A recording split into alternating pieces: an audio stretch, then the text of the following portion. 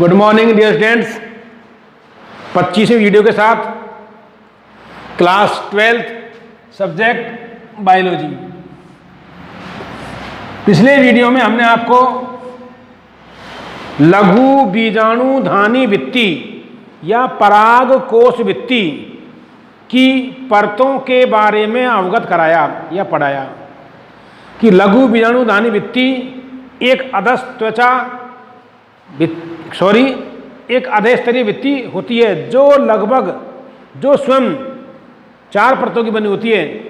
बाह्य त्वचा, अंतस्थीशियम, मध्यपर्त और टेपिटम। तो बात चल रही थी टेपिटम के प्रकारों की। टेपिटम 2 प्रकार की होती है, अमीबे टेपिटम और पेरीप्लाज्मोडियल टेपिटम।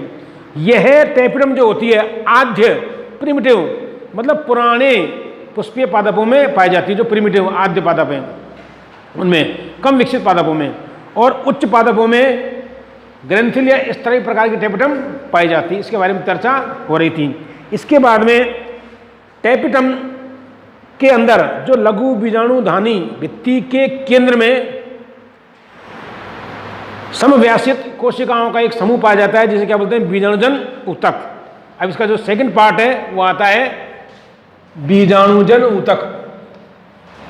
लघु बीजाणुधानी का बीजाणुजन ऊतक, बीजाणुजन ऊतक। चार्ट में देखना बीजाणुजन ऊतक, स्पोरोजेनस टिश्यू, स्पोरोजीनस टिश्यूज। ये तो टेपिटम बीजाणुजन ऊतक को चारों ओर से घेरे रहती है और लघु बीजाणुधानी केंद्र में पाया जाता है ये। और कैसी कोशिका का समूह होता है कि लघु बीजाणुधानी के केंद्र में ध्यान देना स्थित सजीव या सजातीय कोशिकाओं के संघनित समूह को लघु बीजाणुजन ऊतक कहते हैं। यह कहाँ पाया जाता है? बीजाणुधानी के केंद्र में। बीजाणुधानी के केंद्र में स्थित सजातीय कोशिकाओं के समूह क्या कहलाते हैं? बीजाणुजन ऊतक कहलाते हैं। इस बीजाणुजन ऊतक की प्रत्येक कोशिका सघन जीवद्रव्य एवं स्पष्ट केंद्रक युक्त होती है, जिसे प्राथमिक बीजाणुजन कोशिका कहते हैं। ये प्राथमिक बीजाणुजन कोशिकाएं विकसित होकर द्विगुणित बीजाणुजन मात्र कोशिकाएं या द्विगुणित लघु बीजाणु मात्र कोशिकाएं बनाती हैं या उनमें बदल जाती हैं, जिनमें अर्धसूत्री विभाजन होता है और लघु बीजाणु का निर्माण होता है, जो लघु बीजाणुधानी के केंद्र में स्थित होते हैं, जो विकसित होकर के परागकणों का निर्माण करते हैं। ये इसका स्ट्रक्चर चलता है। मैंने आपको बताया था कि ध्यान दीजिएगा, ये टेपिटम लेयर देखा होगा और इसके जो केंद्र में एक भाग, इसका चित्र देखो ध्यान से। इसके बाद में ऊपर कौन सी लेयर आ जाएगी? ध्यान दीजिएगा, ये मध्यपर्त 1 से 3 कोशिका ऊतकों बनी होती है। इसके बाद में कोशिकाएं, कौन सी कोशिकाएं? आयताकार कोशिकाएं किसकी होती हैं? अंतस्थीशियम की। और यह ढोलाकार कोशिकाएं, कौन से आकार कोशिकाएं? ढोलाकार की कोशिकाएं।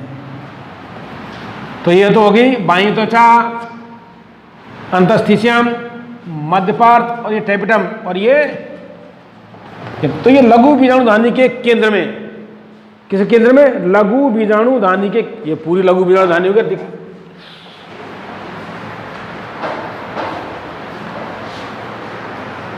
लघु बीजाणुधानी के केंद्र में सजातीय कोशिकाओं का समूह पाया जाता है, जिसे क्या कहते हैं? बीजाणुजन ऊतक कहते हैं। मान लीजिए कि पूरी लघु बीजाणुधानी है इस प्रकार, तो ये केंद्र में ये पूरा इस टाइप से। तो लघु बीजाणुधानी के केंद्र में स्थित सजातीय कोशिकाओं का जो संघनित समूह होता है क्या कहलाता है? बीजाणुजन ऊतक कहलाता है। इसको लिखो।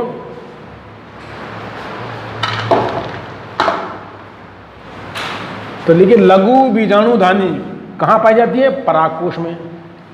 तो देखिए लघु बीजाणुधानी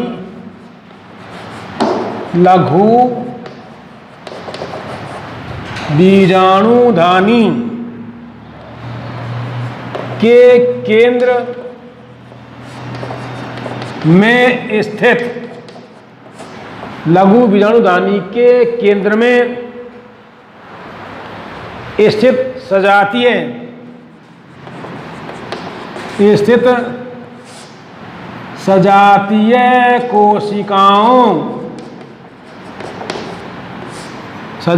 कोशिकाओं के संघनित समूह को बीजाणुजन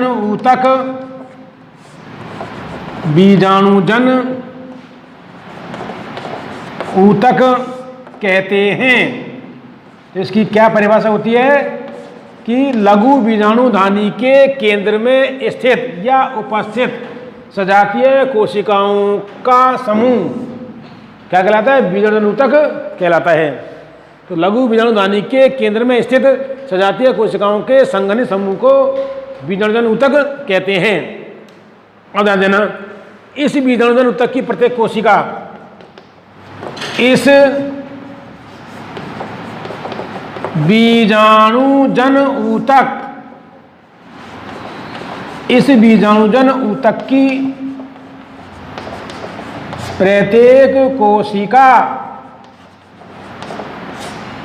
बीजाणुजन ऊतक की प्रत्येक कोशिका सघन जीवद्रव एवं स्पष्ट केंद्रक युक्त सघन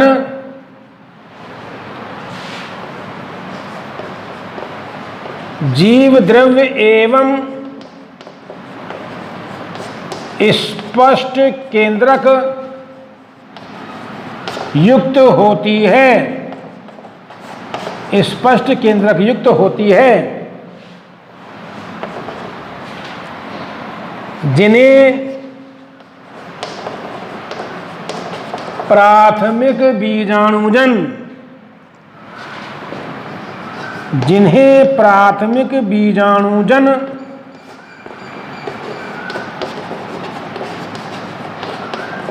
कोशिकाएं कहते हैं। क्या कहते हैं? प्राथमिक बीजाणुजन कोशिकाएं कहते हैं। मतलब क्या हुआ? इस बीजाणुजन जो कि लघु बीजाणुधानी केंद्र में स्थित होता है, प्रत्येक कोशिका इस बीजाणुजन ऊतक की प्रत्येक कोशिका कैसी होती है? सघन जीवद्रव्य युक्त एवं स्पष्ट केंद्रक युक्त होती है, जिसे प्राथमिक बीजाणुजन कोशिका कहते हैं। कौन सी कोशिका?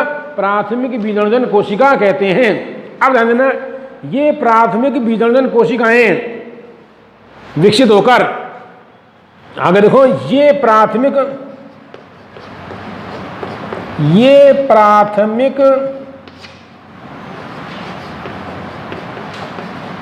बीजाणुजन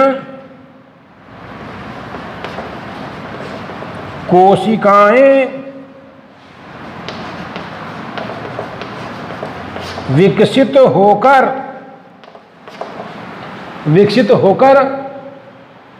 द्विगुणित लघु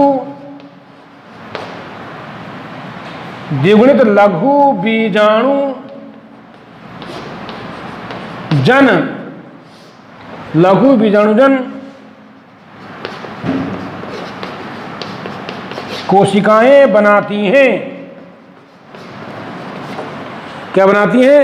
लघु बीजाणुजन, सॉरी, यह है लघु बीजाणु मात्र कोशिकाएं।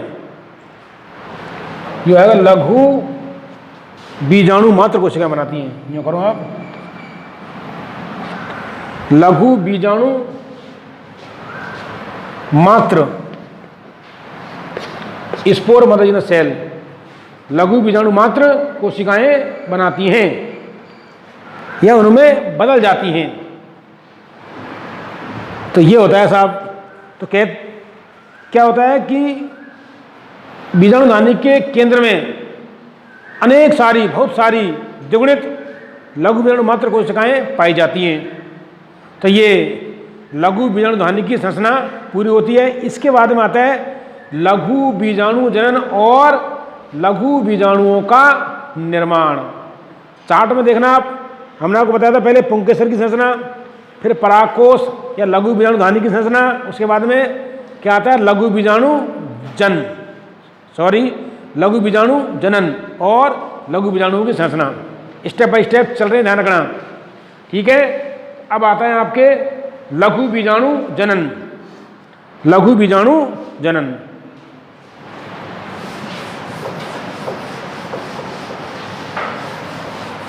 देखिएगा क्या होता है लघु बीजाणु जनन। सीधा सीधा पूछ लिया जाता है कि लघु बीजाणु जनन किसे कहते हैं। तो देखिएगा लघु बीजाणु मात्र कोशिकाएं कहाँ पाई जाती है, लघु बीजाणु धानी के केंद्र में। और लघु बीजाणु धानी कहाँ पाई जाती है, पराग कोश में। प्रत्येक परागकोश में, एक परागकोश में 4 लघु बीजाणु धानियाँ पाई जाती हैं। और परागकोश क्या होता है, द्विपालित होता है और प्रत्येक पाली में 2-2 लघु बीजाणु धानियाँ पाई जाती हैं। हमने इसका स्ट्रक्चर आराम से पढ़ लिया। ध्यान दीजिएगा, लघु बीजाणु मात्र कोशिकाएं द्विगुणित होती हैं। इनमें कौन सा विभाजन होगा, अर्धसूत्री विभाजन। मैंने आपको पहले बताया था कि अर्धसूत्री विभाजन ऐसा विभाजन जिसमें पुत्री कोशिकाओं में गुणसूत्रों की संख्या मात्र कोशिका से आधी रह जाती है, जनक कोशिका से आधी रह जाती है। तो क्या कहलाता है, अर्धसूत्री विभाजन कहलाता है। तो अर्धसूत्री विभाजन द्विगुणित कोशिकाओं में होता है। तो देखिएगा अगला टॉपिक है आपका लघु बीजाणु जनन। लघु बीजाणु जनन, माइक्रोस्पोरोजीनेसिस। क्या कहेंगे इसको, माइक्रोस्पोरोजीनेसिस।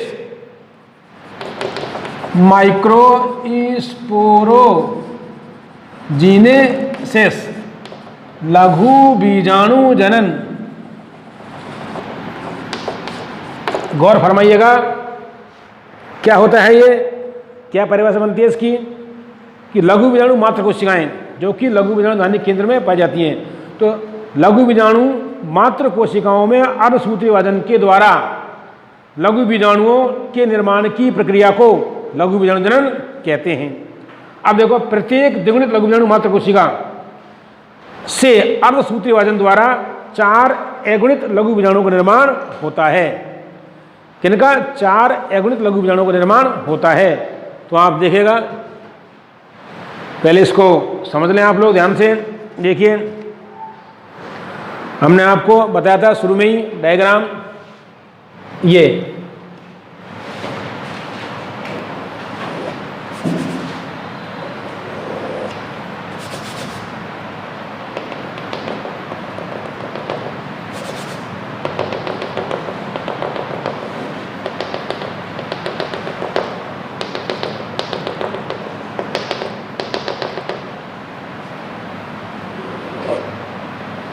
लघु बीजाणु धानी एक परागकोश के अनुपस्थ काट।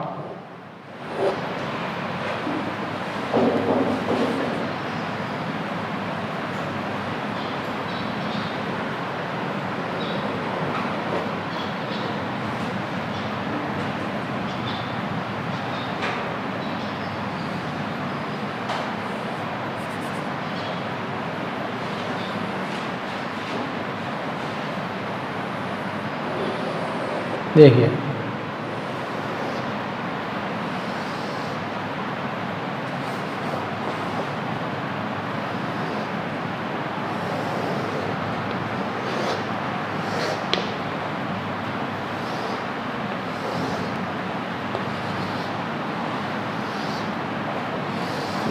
इस टाइप। तो ये लघु बीजाणु मात्र कोशिकाएं।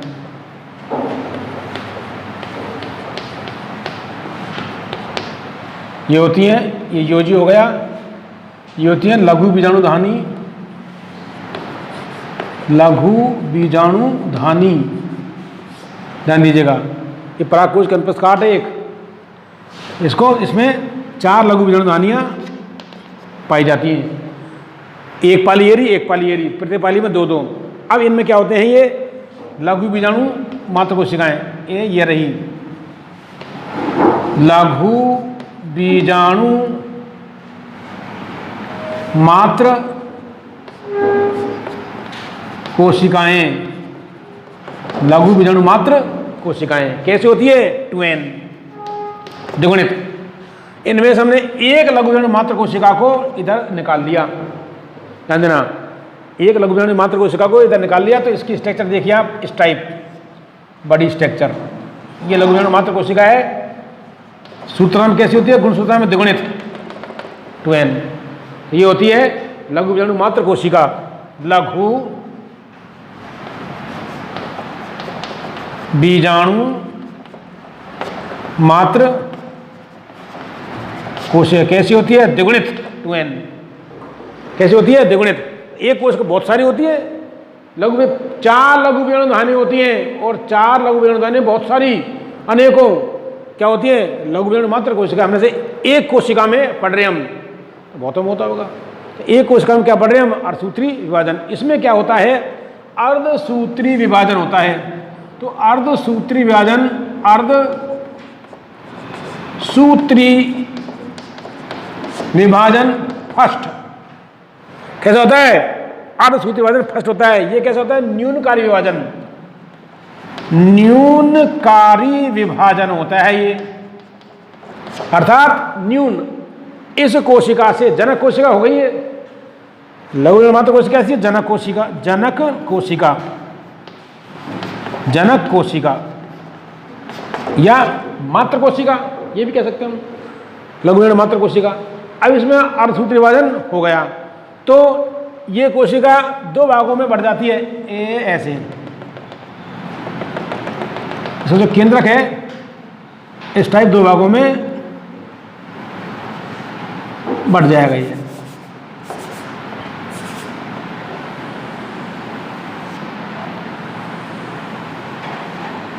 यहां से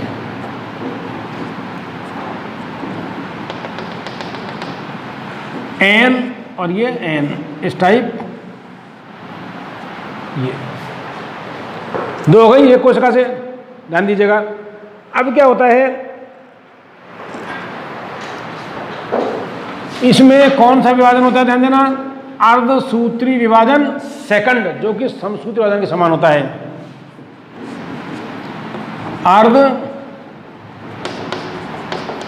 अर्धसूत्री विभाजन सेकंड, ये होता है समसूत्री के समान, समसूत्री विभाजन के समान होता है। अर्थात क्या बनती है, इससे 4 पुत्री कोशिकाओं का निर्माण होता है। ध्यान देना कैसे, देखो ध्यान से, इस प्रकार ये देखो ध्यान से, गौर फरमाएंगे इस चीज को।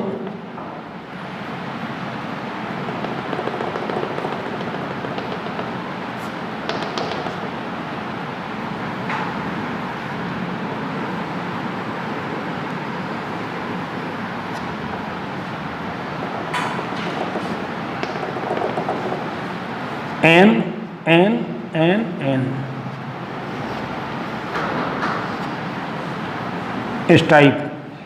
लेकिन ये चारों जो कोशिकाएं होती हैं, अगुणित कोशिकाएं, ये कैलोज भित्ति के द्वारा जुड़ी होती हैं, और ये कहलाए लघु बीजाणु चतुष्क।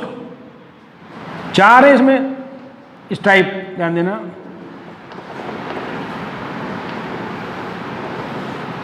लघु बीजाणु चतुष्क,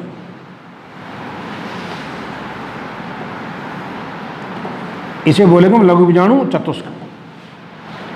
ये हो जाए लघु बीजाणु चतुष्क, लघु बीजाणु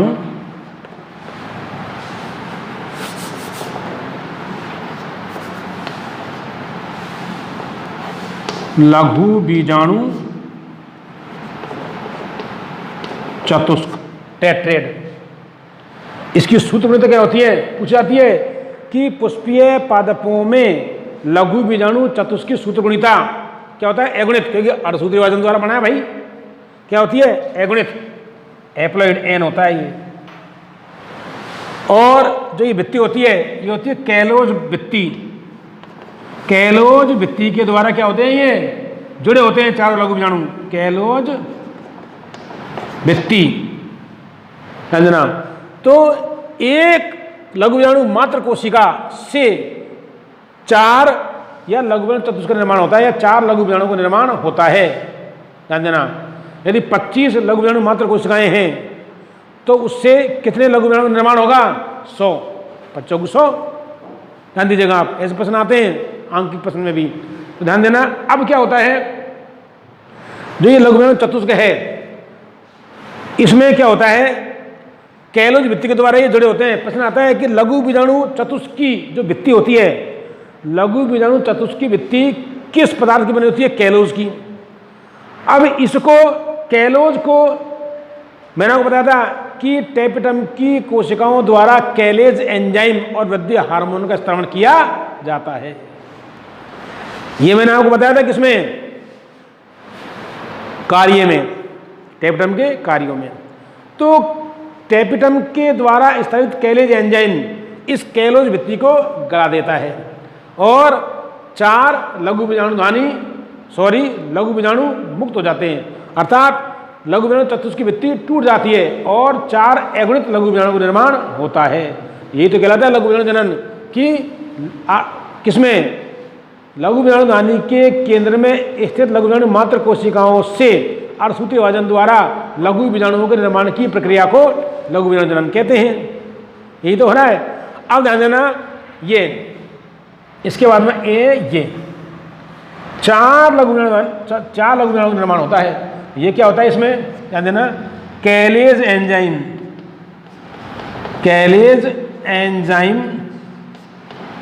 द्वारा लघु बीजाणु चतुष्क की वृत्ति का गलना, और 4 क्या मुक्त होते हैं, अगुणित लघु बीजाणु। ये रहा स्मॉल n, दूसरा, तीसरा और ये चौथा। तो 4 लघु बीजाणुओं का निर्माण होता है। ये होते हैं लघु बीजाणु, ये वाले लघु बीजाणु 4 हो गए। सूत्र गुणित क्या है, अगुणित। अब ये लघु बीजाणु क्या करेंगे, विकसित होकर क्या बनाते हैं, परागकण बनाते हैं, परागकण बनाते हैं, जो लघु बीजाणु नानी के केंद्र में स्थित होते हैं। जब परागकोश का प्रस्फुटन होता है तो ये परागकण मुक्त हो जाते हैं। ध्यान देना, परागकण क्या हो जाएंगे, स्वतंत्र हो जाएंगे और कीटों द्वारा, पक्षियों द्वारा, वायु द्वारा, जंतुओं द्वारा परागित होकर के, मतलब पहुंच करके कहाँ पहुंच जाएंगे, वर्तिकाग्र पर। क्या कहलाता है, ये परागण कहलाता है। इसके आगे स्टेप होगा ये। तो ध्यान दीजिएगा, इस प्रकार निर्माण होता है। तो देखो दोबारा समझे इसको, ये परागकोश है, परागकोश, कौन सा कोश, परागकोश, पैरागकोश है, परागकोश, परागकोश, ध्यान देना। तो देखिएगा, तो लघु बीजाणु नानी एक परागकोश में एक परिपक्व परागकोश चतुष्कोणीय संरचना होती है, 1 2 3 4, जिनके चारों कोनों पर क्या होती है, 4 लघु बीजाणु नानी होती हैं और प्रत्येक लघु बीजाणु नानी के केंद्र में लघु बीजाणु मात्र कोशिकाएं होती हैं। मैंने आपको बता दिया कैसे बनती हैं। लघु बीजाणु मात्र कोशिकाओं में क्या होता है, अर्धसूत्री विभाजन होता है। एक लघु बीजाणु मात्र कोशिका में निकाल ली दर कैसी होती है, द्विगुण सूत्र में द्विगुणित। लघु बीजाणु मात्र कोशिका या जनक कोशिका या मात्र कोशिका कैसे होती है, द्विगुणित, 2n। इसमें क्या होता है, अर्धसूत्री विभाजन फर्स्ट होता है, जो एक न्यूनकारी विभाजन होता है, जिससे 2 अगुणित कोशिकाओं का निर्माण होता है। 2 अगुणित कोशिकाएं ध्यान देना। अब इसमें क्या होता है, अर्धसूत्री विभाजन सेकंड होता है जो कि समसूत्री विभाजन के समान होता है। और क्या बनते हैं, 4 अगुणित लघु बीजाणु। लेकिन ये चारों अगुणित लघु बीजाणु एक समूह में एक चतुष्क के रूप में व्यवस्थित होते हैं, इसलिए क्या बोलते हैं इसको, लघु बीजाणु चतुष्क कहते हैं। और इस लघु बीजाणु चतुष्क की सूत्रगुणिता क्या होती है, अगुणित होते हैं ये, क्योंकि समसूत्री विभाजन होता है। समसूत्री विभाजन किसे कहते हैं, ऐसा विभाजन जिसमें इनके लिए ये जनक कोशिका है और ये पुत्री कोशिकाएं हैं। तो समसूत्री विभाजन हो रहा है जो कि अर्धसूत्री विभाजन सेकंड प्रकार का होता है। तो कैसा होता है समसूत्री विभाजन, ऐसा विभाजन जिसमें पुत्री कोशिकाओं में गुणसूत्र संख्या जनक कोशिका के समान होती है। यहाँ भी एन है, यहाँ भी एन है। एक से क्या बनी, 2, फिर इससे 2। लेकिन ये जो बनती है कोशिकाएं, ये एक समूह चतुष्क के रूप में व्यवस्थित होती है, इसलिए क्या बोलते हैं इसको, लघु बीजाणु चतुष्क कहते हैं। अब ये समूह में क्यों व्यवस्थित होती है, क्योंकि इनमें कैलोज भित्ति के द्वारा ही आपस में जुड़ी होती है। तो प्रश्न आता है कि लघु बीजाणु चतुष्क जो होता है वो आपस में किस भित्ति के द्वारा जुड़े होते हैं, कैलोज भित्ति के द्वारा। अब इस भित्ति को कौन गलाएगा, कैलेज एंजाइम, जो कि टेप्टम की कोशिकाओं के द्वारा स्त्रावित होता है। ध्यान दीजिएगा, तो कैलेज एंजाइम द्वारा लघु बीजाणु चतुष्क की भित्ति का गलना, और ये चारों लघु बीजाणु क्या होते हैं, मुक्त हो जाते हैं और आगे विकसित होकर क्या बनाते हैं, परागकण बनाते हैं। ये है साहब इसमें। अब इसका अपन वर्णन कर लेते हैं, परिभाषा लिखेंगे इसकी।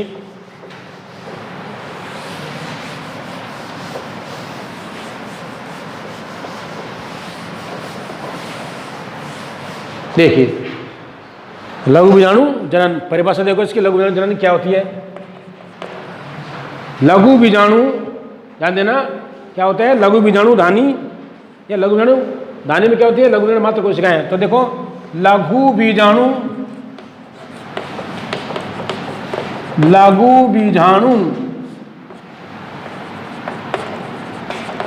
मात्र कोशिकाओं में, लघु बीजाणु मात्र कोशिकाओं में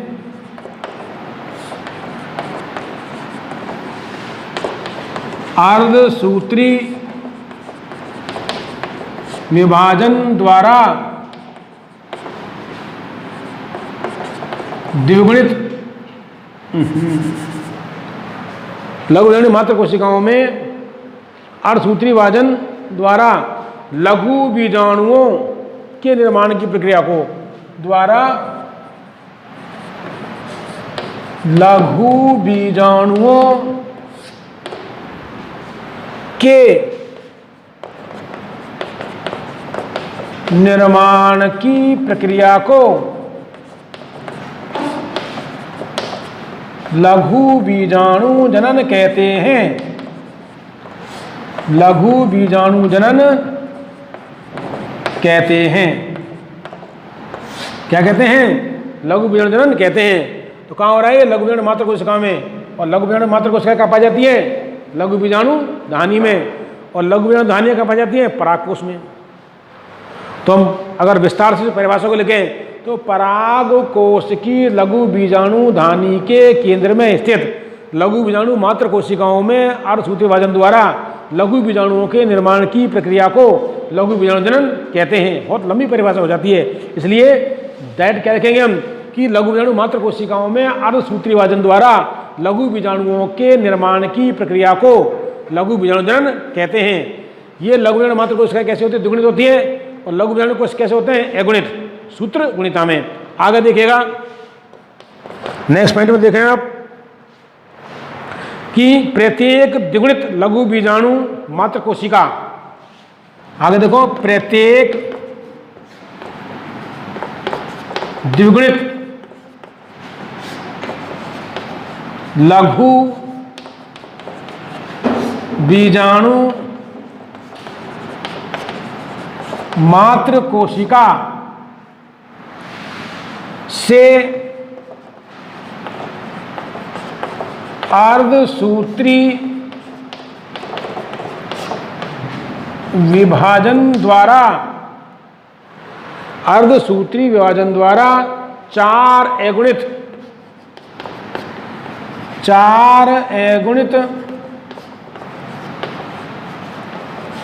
लघु बीजाणुओं का निर्माण होता है। तो एक कोशिका से 4 अगुणित लघु बीजाणु का निर्माण होता है, 4 अगुणित लघु बीजाणु का निर्माण होता है। तो प्रश्न आता है, ध्यान देना, पुष्पीय पादपों के परागकोश में 25 लघु बीजाणु मात्र कोशिकाओं से कितने लघु बीजाणु का निर्माण होता है? 100 का होगा, 25 से, ध्यान देना, ये 25 को 100। तो आगे देखिएगा कैसे होता है, मैंने आपको ये बता दिया था डायग्राम के द्वारा। आगे देख लो, लघु बीजाणु मात्र कोशिका से लघु बीजाणुओं के निर्माण के समय, ध्यान देना, लघु बीजाणु मात्र कोशिका से लघु बीजाणुओं के निर्माण के समय अर्धसूत्री विभाजन क्या होता है? 2 चरणों में पूरा होता है।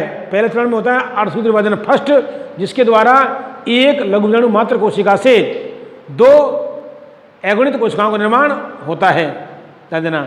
फिर इसमें क्या होता है, दोनों अगुणित कोशिकाओं में अर्धसूत्री विभाजन सेकंड होता है, जो कि समसूत्री विभाजन के समान होता है, जिससे 4 अगुणित लघु बीजाणु का निर्माण होता है। इसको भी आप एक बार लिख लें।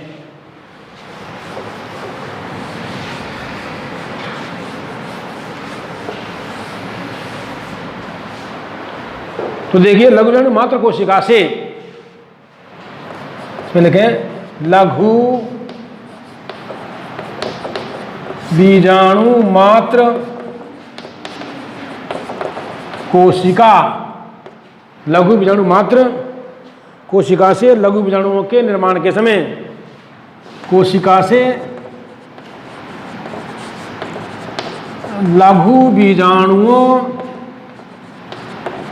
के निर्माण के समय, लघु बीजाणुओं के निर्माण के समय होने वाला, के समय होने वाला अर्धसूत्री विभाजन 2 चरणों में पूर्ण होता है, 2 चरणों में पूर्ण होता है, ध्यान देना, 2 चरणों में पूर्ण होता है, जिन्हें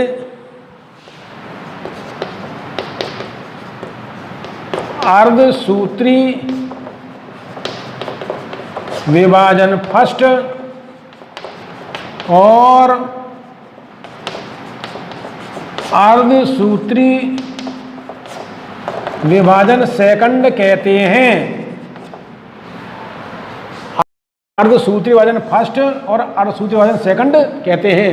तो क्या लिखा कि लघु बीजाणु मात्र कोशिका से लघु बीजाणुओं के निर्माण के समय होने वाला अर्धसूत्री विभाजन 2 चरणों में पूर्ण होता है, जिन्हें अर्धसूत्री विभाजन फर्स्ट और अर्धसूत्री विभाजन सेकंड कहते हैं। अब देखिएगा, अर्धसूत्री विभाजन फर्स्ट एक न्यूनकारी विभाजन होता है। तो इसमें लिखो अर्धसूत्री विभाजन, अर्धसूत्री विभाजन फर्स्ट एक न्यूनकारी विभाजन, एक न्यूनकारी विभाजन होता है। कैसा होता है? न्यूनकारी विभाजन होता है, जिसके फलस्वरूप निर्मित, जिसके फलस्वरूप निर्मित, जिसके फलस्वरूप निर्मित कोशिकाओं में गुणसूत्रों की संख्या आधी रह जाती है। निर्मित कोशिकाओं में गुणसूत्रों की संख्या आधी रह जाती है, आधी रह जाती है, इसलिए क्या बोलते हैं इसको? न्यूनकारी विभाजन कहते हैं। जबकि नेक्स्ट पॉइंट देखें, जबकि अर्धसूत्री विभाजन सेकंड, जबकि अर्धसूत्री विभाजन सेकंड समसूत्री विभाजन के समान होता है। समसूत्री विभाजन के समान होता है। समसूत्री विभाजन के समान होता है जिसके फलस्वरूप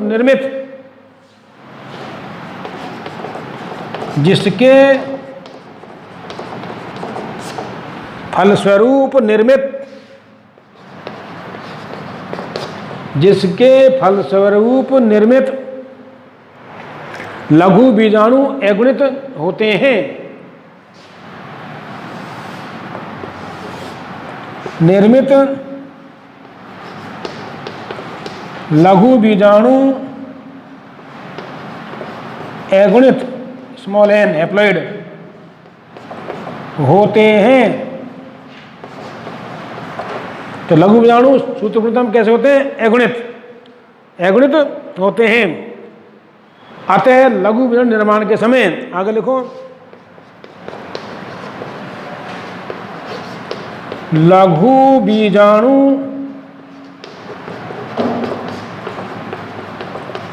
निर्माण के समय कैलोज की वित्ती के द्वारा कैलोज की वित्ती के द्वारा आपस में चार कोशिकाओं के समूह में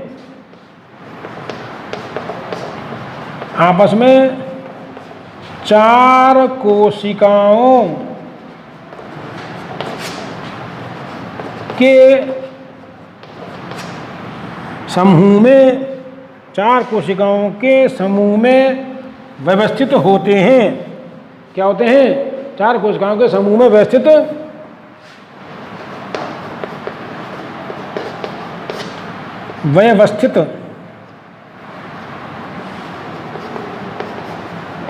होते हैं। तो निर्माण के समय चार कोशिकाओं के समूह में व्यवस्थित होते हैं, जिन्हें लघु चतुष्क कहते हैं। जिन्हें लघु बीजाणु चतुष्क कहते हैं। ये बात है भाई, जिन्हें लघु बीजाणु चतुष्क कहते हैं।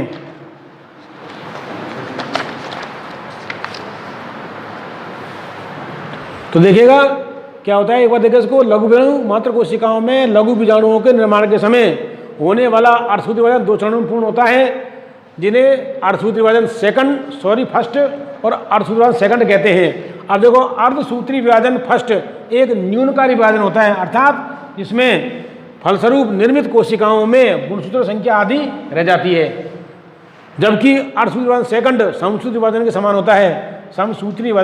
होता है, जिसके फलस्वरूप निर्मित लघु बीजाणु अगुणित होते हैं। कैसे होते हैं? अगुणित। आगे देखिएगा, लघु बीजाणु निर्माण के समय कैलोज की वित्ती के द्वारा आपस में चार कोशिकाओं के समूह में व्यवस्थित होते हैं, जिन्हें क्या बोलते हैं? लघु बीजाणु चतुष्क कहते हैं।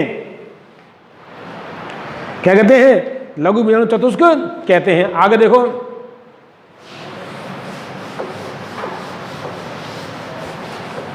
जिन्हें लघु बीजाणु चतुष्क कहते हैं। अब ये लघु बीजाणु चतुष्क क्या होते हैं?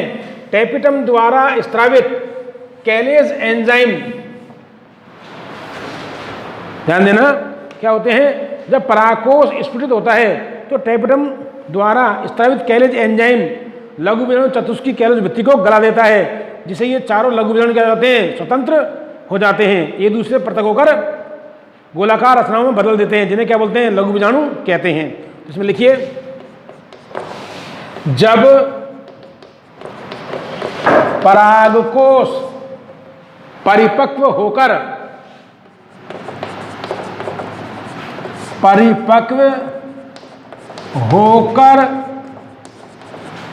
स्फुटित होता है। क्या होता है? परिपक्व होकर स्फुटित होता है, तो टेपिटम द्वारा स्त्रावित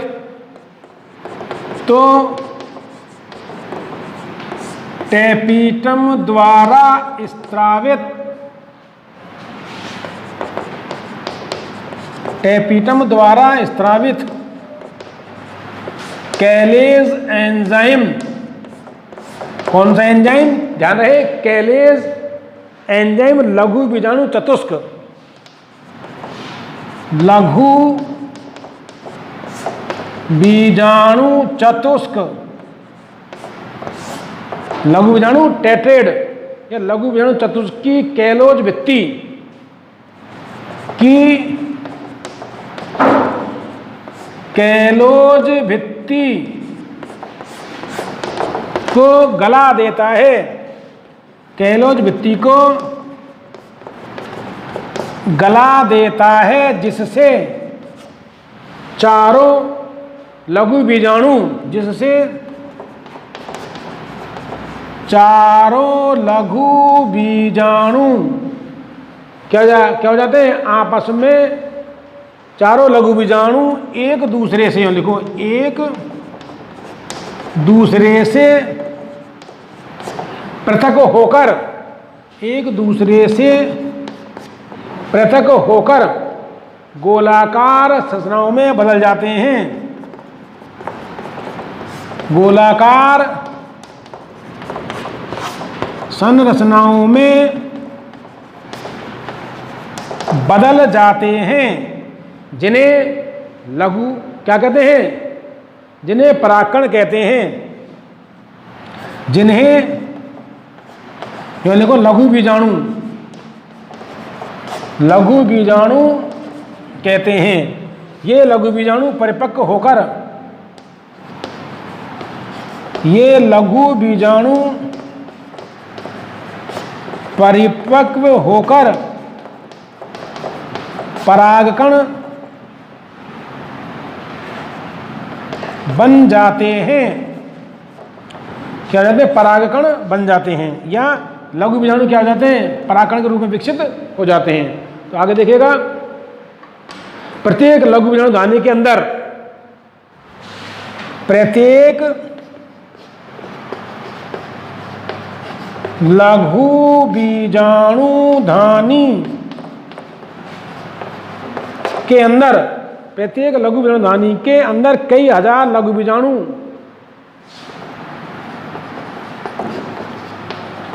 कई हजार